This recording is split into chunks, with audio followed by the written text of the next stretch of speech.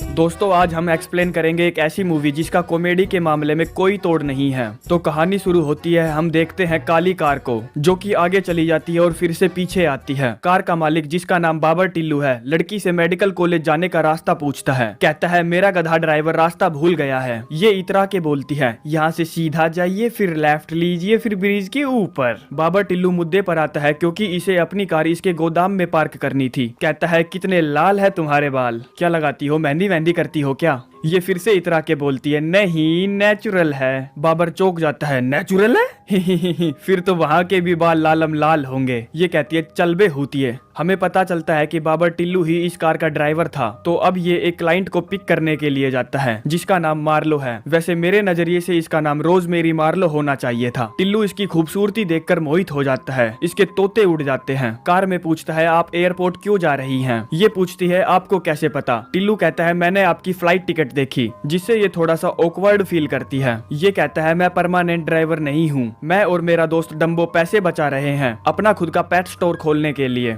ये कहती है अच्छी बात है। कहता है कीड़े हैं हम। ये पूछती है क्या कहा आपने? ये कहता है कीड़े हैं हम, यही नाम रखेंगे हम अपने स्टोर का। दूसरी तरफ हम देखते हैं इसके चड्डी बड्डी दोस्त डम्बो को जो कि अपनी एलिसेशन कार को बहुत तेज दौड़ा रहा है क्योंकि इसे इसकी कार में बैठे इन कुत्तों को स्टेज परफॉर्मेंस के लिए जल्दी से जल्दी पहुंचाना है। कुत्तों की मालकिन आती है जो कि इस पर गुस्सा होती है क्योंकि स्टेज परफॉर्मेंस के लिए ये पहले ही 40 मिनट देरी से आया था। डम्बो कहता है आप फिक्र ना करें, मैं कुत्तों को अच्छे से नहला धुला कर लाया हूँ। हम देखते हैं इसके नहलाए धुलाए कुत्तों को जो कि इसकी तेज गाड़ी चलाने की वजह से पहले से भी ज्यादा बुरी हालत में थे। अब बाबर टिल्लू और मार्लो एयरपोर्ट पहुंच जाते हैं जहाँ पर मार्लो इससे पैसे देती है। ये कहता है ओह नहीं मार्लो, मैं ये बिल्कुल नहीं ले सकता, हमारे बीच में इतना सब कुछ हो जाने के बाद तो बिल्कुल नहीं। तो ये अब बाबर टिल्लू को थैंक्स बोलकर यहाँ से जाने लगती है। टिल्लू कहता है हे गले नहीं मिलोगी। मार्लो डरते डराते इससे गले मिलती है। टिल्लू इसके भारी सामान को ऐसे भींच देता है जैसे दो ट्रकों के बीच में नैनो कार। कहता है कभी अलविदा ना कहना, बिल्कुल भी अच्छा नहीं लगता। ये कहती है अबे बावली। इतनी ही देर में ये इसके होठों पर उंगली रखकर कहता है बस चली जाओ। टिल्लू अभी 10 मिनट पहले ही तो मिला था इससे और इसका दीवानों सा हाल देखो। अब बाबर टिल्लू अपनी कार से इसको जाते हुए देख रहा था तो इसकी कार आगे वाली कार से जाकर टकरा जाती है। ये देखता है कि वो अपना ब्रीफकेस यहीं पर भूल गई है जो कि दरअसल वो भूली नहीं थी। ये ब्रीफकेस इसने इन दोनों घोचुओं के लिए छोड़ा था। लड़की का नाम अस्ती है और इस घोचू का नाम पंजर। तभी टिल्लू दौड़ता हुआ आता है और इस ब्रीफकेस को लेकर मार्लो को देने के लिए दौड़ता है। हमें पता चलता है कि वो एस्पेन की फ्लाइट लेकर यहाँ से उड़ गई है। सिक्योरिटी वाला इसे अंदर जाने से मना करता है। ये कहता है टेंशन मत लो, मैं गाड़ी चलाता हूँ और अपना लाइसेंस दिखाता है। जहाँ पर ये ऊपर से सीधा नीचे गिरता है। इसके मुंह से आवाजें निकलती है।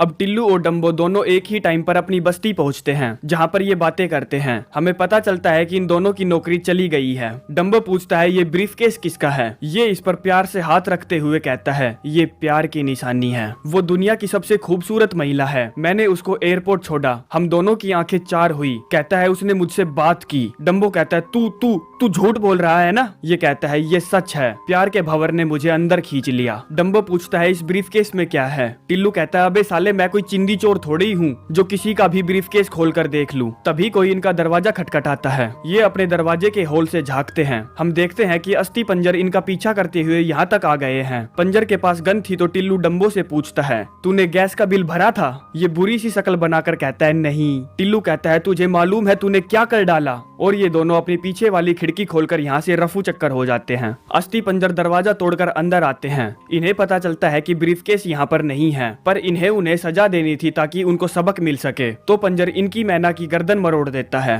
अब सुबह से रात हो गई थी इन लोगों को जॉब ढूंढते ढूंढते, पर इनको कोई जॉब नहीं मिलती। टिल्लू कहता है मैं स्टोर जाकर आता हूँ। डम्बो कहता है सिर्फ जरूरत की चीजें ही लाना क्योंकि सिर्फ इतने ही पैसे हैं। हम देखते हैं टिल्लू 2 बियर की पेटी और ना जाने क्या क्या अटरम सटरम खाने का लेकर आया है। तभी इसको मैगजीन का एक बूथ दिखता है जिसमें ये पैसे डालकर एक मैगजीन को उठाता है, परंतु अंदर ही अपने वॉलेट को भूल जाता है। ये इस बुढ़िया से कहता है क्या आप एक मेहरबानी करेंगी? जब तक मैं वापस ना लौटूं क्या आप मेरे सामान पर नजर रखेंगी? ये कहती है मुझे कोई ऐतराज नहीं है। टिल्लू मैं जाकर छुट्टे लेकर आता हूँ, तब तक आप मर मत जाना। ये अपने फ्लैट में वापस पहुँचता है। कहता है उस मासूम बुढ़िया ने मुझको ठग लिया, मुझे उस पर जरा भी शक नहीं हुआ। डम्बो कहता है यार मेरी मैना पेटी मर गई। टिल्लू पूछता है ये कैसे हुआ? डम्बो कहता है नहीं पता, पर उसकी गर्दन टूटकर गिर गई क्योंकि उसकी काफी उम्र हो गई थी। टिल्लू कहता है बस और नहीं, मैं तंग आ गया हूँ, हमारे पास खाना नहीं है, हमारे पास जॉब नहीं है और हमारे पक्षियों की गर्दन टूट टूट कर गिर रही है। हम यहाँ पर क्या कर रहे हैं? हमें इस शहर से बाहर निकलना चाहिए। हम ऐसी जगह जाएंगे जो गर्म हो, ऐसी जगह जहाँ झरनों से बियर बहती हो। मैं बात कर रहा हूँ उस जगह की जिसका नाम एस्पेन है।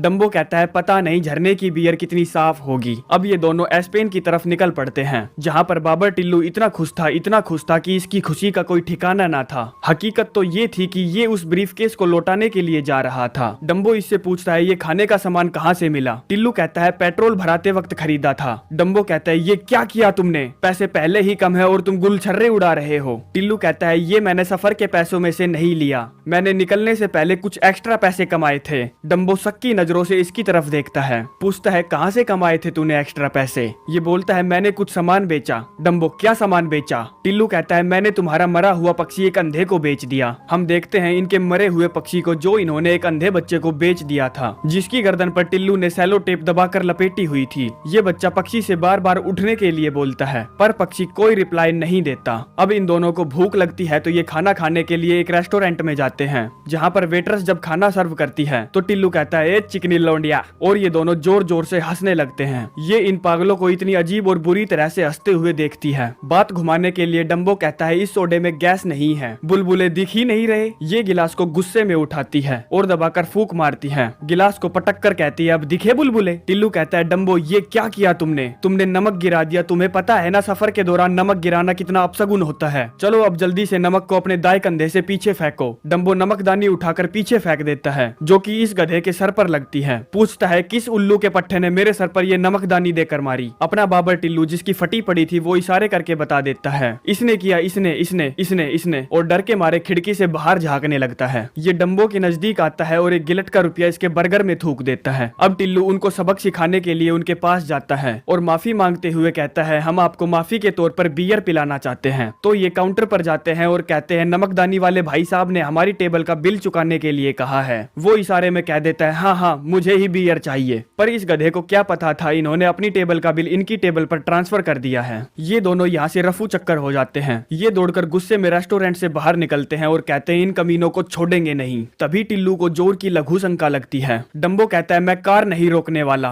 और पीछे से एक बियर की बोतल उठा कर देता है। टिल्लू 4-5 बियर की बोतल भर देता है। स्पीड ज्यादा होने की वजह से एक पुलिस वाला इनको रुकवा लेता है। पूछता है तुम लोगों ने थोड़ी सी चढ़ा रखी है, सही है ना? ये कहते हैं ओ नहीं सर नहीं। पुलिस वाला कहता है तो फिर ये क्या है? कहता है चलती हुई गाड़ी में शराब पीना गैर कानूनी है, तुम्हें पता है ना? और टिल्लू से कहता है चलो अब कटोरा कट हेयर स्टाइल वाले ये मेरे हवाले करो। ये बियर की एक सिप लेता है और इसका मुंह अपने आप चलने लगता है। दफा हो जाओ यहाँ से। हम दूसरी तरफ देखते हैं मार्लो अपने पिता से कह रही है मैं ब्रीफकेस को वहीं पर छोड़कर आई थी, तो उन्हें कैसे नहीं मिला अभी तक। तभी यहाँ पर निकोलस नाम का एक शख्स आता है, कहता है आप लोग बिल्कुल भी फिक्र ना करें, सब कुछ ठीक हो जाएगा। हम देखते हैं अस्थि पंजर को जो कि उन दोनों का पीछा कर रहे थे। अस्थि पंजर से कहता है मैं उनसे लिफ्ट मांगूंगा और फिर हमें पता चलेगा कि वो कोई खुफिया एजेंसी वाले तो नहीं हैं। हम उनको मारकर उनसे ब्रीफकेस छीन लेंगे और जब इनकी गाड़ी आती है तो ये लिफ्ट मांगता है। ये गाड़ी रोकते हैं और इसको अंदर बैठा लेते हैं, जहाँ पर पंजर कहता है यारो क्यों ना हम रेडियो पर गाने सुन लें। टिल्लू कहता है शुरू हो जाओ। ये गाना गाते हैं जरा झूम झूम जरा झूम झूम दिल में मचाई तूने धूम। अब जैसे कि ये गाना सुनकर आप लोगों का दिमाग खराब हुआ, ऐसे ही पंजर का दिमाग भी खराब हो जाता है। ये अपनी जैकेट से गन निकालकर इनको शूट करने ही वाला था, तभी कुछ लोग और लिफ्ट के लिए खड़े थे। ये सबको लिफ्ट देते हैं। अब ये एक रेस्टोरेंट में रुकते हैं जहाँ पर ये दमदार मिर्ची का अचार खाते हैं, जिससे इनकी हालत खराब हो जाती है और सभी लोगों की नजर इन दोनों नमूनों पर पड़ती है। बाहर पंजर निकोलस के पास कॉल करता है। निकोलस वही आदमी है जो मार्लो को सांत्वना देने के लिए उनके घर गया था। पंजर कहता है मैं उन दोनों को चूहे मारने वाली दवाई देकर मार दूंगा। हम अंदर देखते हैं डम्बो और टिल्लू ने मिलकर इसके बर्गर में दमदार मिर्ची वाला अचार डाल दिया। ये पूछता है तो तुम एस्पिन घूमने के लिए जा रहे हो? बाबर टिल्लू कहता है पहले खा लो फिर बातें करते हैं। ये पूछता है तुम्हारे पास कुछ ज्यादा सामान भी नहीं है? एक बैग है और एक ब्रीफकेस। डम्बो कहता है एक औरत उसे एयरपोर्ट पर भूल गई थी, हम उसे वापस देने के लिए जा रहे हैं। ये दबाकर हंसता है, सोचता है ये दोनों कितने बड़े नमूने हैं। जैसे ही ये अपना दमदार मिर्ची वाला बर्गर खाता है। इसकी सांसें रुक जाती है, इसका मुंह पसीने में लाल हो जाता है। ये दोनों दबाकर हंसते हैं और जब इसकी शक्ल देखते हैं तो सोचते हैं इसको मदद की जरूरत है। ये कहता है मुझे मेरी दवाइयाँ दे दो। डम्बो इसकी जैकेट से चूहे मारने वाली दवाई इसके मुंह में ठूस देता है। पंजर जब इसके हाथ में चूहे मारने वाली दवाई की डबिया देखता है तो इसके प्राण पखेरु उड़ जाते हैं। अब ये दोनों अपना अलीसेशन लेकर यहाँ से निकल जाते हैं। होटल में पुलिस आती है, वो छानबीन करती है। उन्हें पता चलता है कि पंजर को जहर दिया गया था।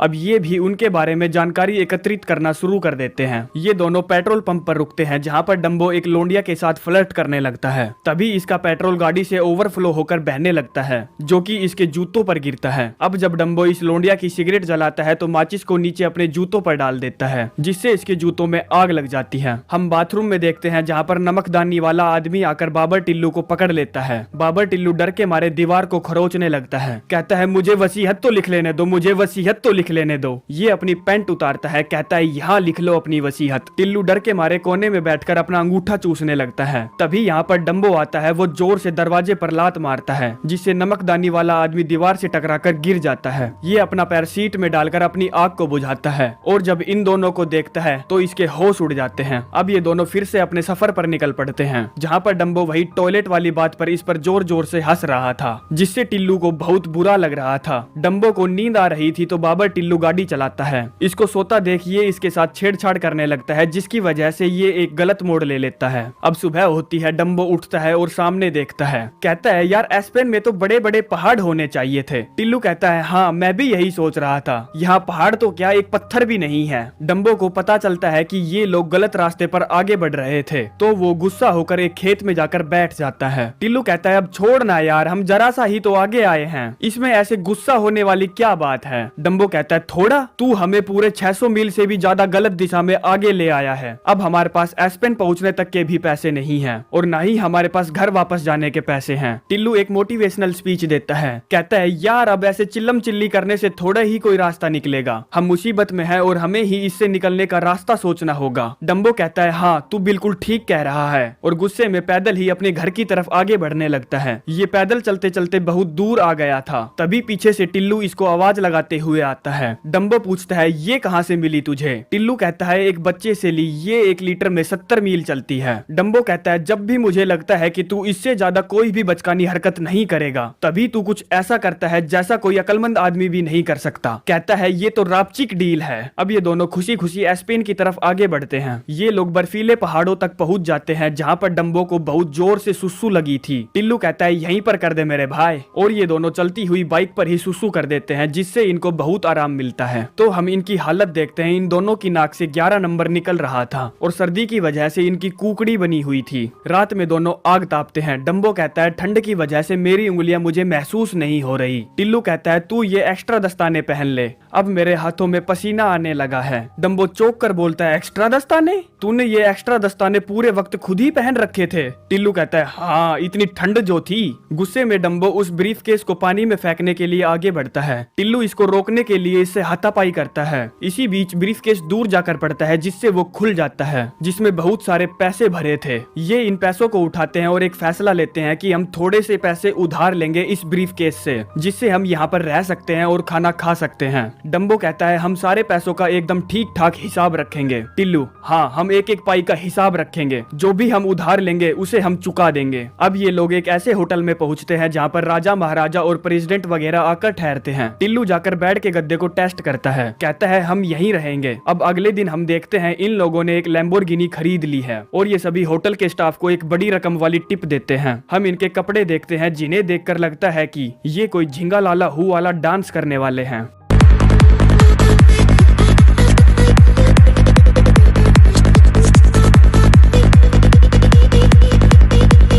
होटल रूम में ये एक मूवी देखते हैं तो इनके आंसू निकल आते हैं और ये पैसों से ही अपने आंसू पूछते हैं। अब जब टिल्लू अखबार में अगले शो का टाइम देखता है तो उसे मार्लो की फोटो दिखती है। डम्बो कहता है चलो देवदास अब तुम्हारी पारों से मिलने का वक्त आ गया। ये हेयर कट के लिए जाते हैं जहाँ पर टिल्लू अपने सर पर कटोरा रखवाकर कटिंग करवाता है। अब ये कपड़े ट्राई करने के लिए जाते हैं जहाँ पर दर्जी इन्हें एक से एक बेस्ट सूट ऑफर करता है, पर इन गधों को सर्कस वाले जोकर का भेष ही पसंद आता है। ये दोनों वहाँ पर पहुँचते हैं जहाँ पर निकोलस 2 धरती पर बचे खास उल्लुओं का आखिरी जोड़ा दिखा रहा था। ये दोनों स्पीच सुनकर तालियां बजाते हैं। अब इन्हें मार्लो दिख जाती है। डम्बो कहता है यहाँ खड़ा क्यों है, जा और उससे बात कर। टिल्लू की फट जाती है। कहता है वो मुझे मेंटल पेशेंट समझेगी कि मैं इतनी दूर सिर्फ उससे मिलने के लिए आया हूँ। कहता है तू उसके पास जाकर अपने आप को इंट्रोड्यूस करा और मेरी तारीफों के पुल बांध दे कि मैं अमीर हूँ, हैंडसम हूँ और तुम्हें पाने के लिए कुछ भी कर सकता हूँ, ताकि मुझे अपनी तारीफ खुद ना करनी पड़े। डम्बो कहता है ठीक है। पूछता है तुम क्या करोगे। ये कहता है मैं यहीं खड़ा रहूंगा और रोमांटिक हीरो टाइप पोज दूंगा।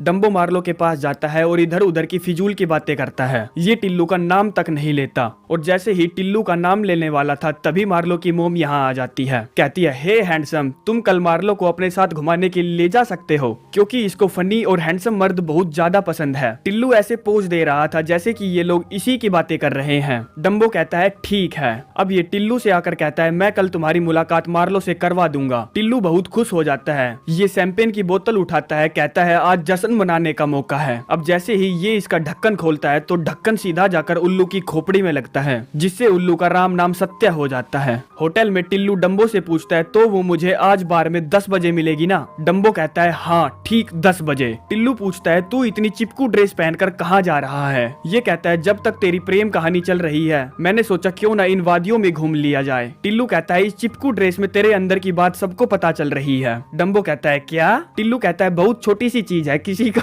ध्यान भी नहीं जाएगा। अब ये खुद ही मार्लो से मिलने के लिए पहुंच जाता है, जहां पर ये स्की करने के लिए एक झूले पर बैठते हैं। झूले के पोल पर बर्फ लगी थी। डम्बो कहता है अरे वाह बर्फ। अब जैसे ही ये उस बर्फ को चाटता है इसकी जीभ उस पोल से चिपक जाती है। ये अपनी जीभ को इस पोल से छुड़ाने की बहुत कोशिश करता है लेकिन असफल रहता है। मार्लो पूछती है तुम ठीक तो हो ना। ये कहता है हाँ मैं बिल्कुल ठीक हूँ, ये मेरा रोज का काम है। टिल्लू काउबॉयज वाली ड्रेस पहनकर शहंशाह की तरह बार में पहुंच जाता है। बारटेंडर कहता है सर अभी 45 मिनट बाद ओपन करेंगे। टिल्लू कहता है क्या मैं यहाँ पर बैठ सकता हूँ। ये कहता है हाँ सर बिल्कुल। मार्लो स्की के लिए उतर जाती है लेकिन ये अभी भी पोल से चिपका रहता है। अब कुछ बच्चे इस झूले पर बैठते हैं। इसके मुंह से लार टपक रही थी। ये बच्चों से कहता है सुनो बच्चों, क्या तुम्हारे पास एक कप गर्म पानी होगा। टिल्लू बारटेंडर से पूछता है 10 बज गए क्या। बारटेंडर कहता है 1 बज गए सर। पूछता है क्या आप किसी का इंतजार कर रहे हो। टिल्लू कहता है हाँ, लड़कियों को तो तुम जानते ही हो, जब उन्हें किसी लड़के से मिलना होता है तो वो मेकअप से कप में घंटों लगा देती हैं। मार्लो जो कि स्की कर करके थक चुकी थी वो डम्बो को देखती है जो कि अभी भी झूले से चिपका हुआ था। ये समझ जाती है कि वो मुसीबत में है। कहती है अरे बाप रे, क्या तुमको दर्द हो रहा है। ये कहता है नहीं नहीं मैं बिल्कुल ठीक हूँ, मैंने तुम्हारे लिए सीट बचा कर रखी है। ये इसको पीछे से जोर से पकड़कर खींचती है जिससे इसकी जीभ पोल से छूट जाती है। अब ये दोनों एक बड़ा सा स्नोमैन बनाते हैं। मार्लो इसको 2 आंखें और एक गाजर देती है स्नोमैन के मुंह पर लगाने के लिए, पर ये उल्लू कुछ और ही समझता है। ये आंखों को गोटे बना देता है और गाजर को हथियार। मार्लो इनको सही जगह पर लगाती है। ये दोनों आपस में खूब मस्ती करते हैं। यहाँ पर इंतजार करते करते इसके भटूरे चपाती बन गए थे तो ये बारटेंडर से पूछता है क्या तुम मार्लो स्वॉनसन नाम की लड़की को जानते हो। ये कहता है हाँ। टिल्लू पूछता है क्या तुम मुझे उसके घर का एड्रेस दे सकते हो। बारटेंडर इसको पूरा एड्रेस देता है जिससे टिल्लू वहाँ के लिए निकल पड़ता है।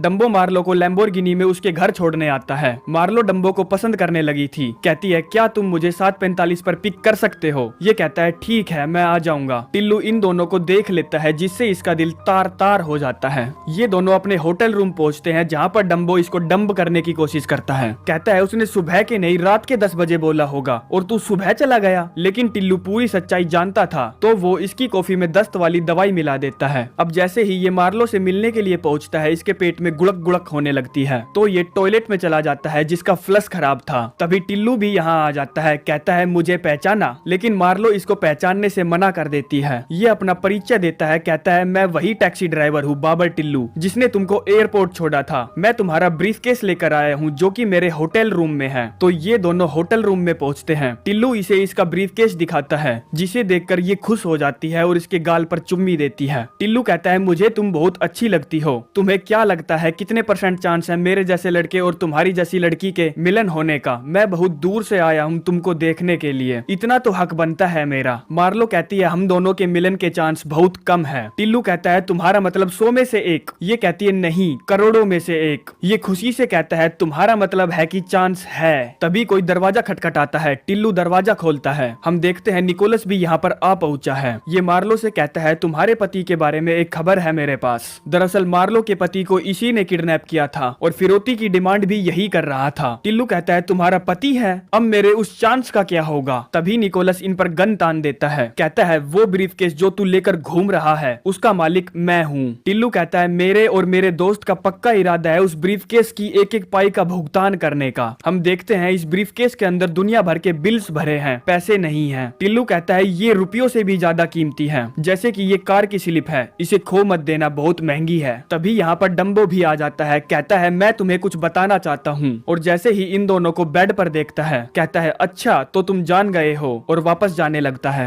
निकोलस इन तीनों को बंदी बना लेता है। मार्लो पूछती है तुम दोनों एक दूसरे को कैसे जानते हो। टिल्लू कहता है हम दोनों दोस्त हुआ करते थे। निकोलस पूछता है तुम दोनों बेवकूफों में से कौन पहले मरना चाहेगा। टिल्लू कहता है मुझे मार दो। डम्बो कहता है मुझे मार दो, मैंने तुम्हारा प्यार चुराया है। कल का दिन मेरी जिंदगी का सबसे सुहाना दिन था। हम दोनों स्की करने के लिए गए जहाँ पर हमने स्नोमैन बनाया और इसने मुझे प्यार से छुआ। टिल्लू कहता है ठीक है, सारी गोलियां दाग दो इसमें। निकोलस इसको शूट कर देता है। ये देखकर मार्लो और टिल्लू रोने लगते हैं। तभी डम्बो उठता है और सारी गोलियां इस पर फायर कर देता है। टिल्लू कहता है तू जिंदा है पर तेरा निशाना कितना गंदा है। तभी यहाँ पर पुलिस भी आ जाती है। ये बताते हैं हम काफी समय से तुम्हारा पीछा कर रहे थे। डम्बो कहता है इन्होंने मुझको नीचे पकड़ लिया और मुझे बुलेट प्रूफ जैकेट दे दी। हम देखते हैं निकोलस और अस्टी को गिरफ्तार कर लिया गया है मार्लो के हस्बैंड की किडनैपिंग के जुर्म में। मार्लो इन दोनों से अपने पति को इंट्रोड्यूस कराती है और अलविदा कहकर यहाँ से चली जाती है। अब ये दोनों पैदल ही अपने घर की तरफ बढ़ रहे हैं क्योंकि पुलिस वालों ने इनका ब्रीफकेस जब्त कर लिया है और इनका स्कूटर भी खराब हो गया है। टिल्लू कहता है ना जाने हमारी किस्मत हम पर कब मेहरबान होगी। तभी यहाँ पर एक बस आकर रुकती है जो कि देश भर के बिकनी वर्ल्ड टूर पर थी। इन खूबसूरत मॉडल्स को देखकर इनकी आंखें चस जाती है। ये कहती है हम 2 मालिश करने वाले लड़के ढूंढ रहे हैं जो कंपटीशन से पहले हमारी मालिश कर सके। डम्बो कहता है तुम बहुत लक्की हो,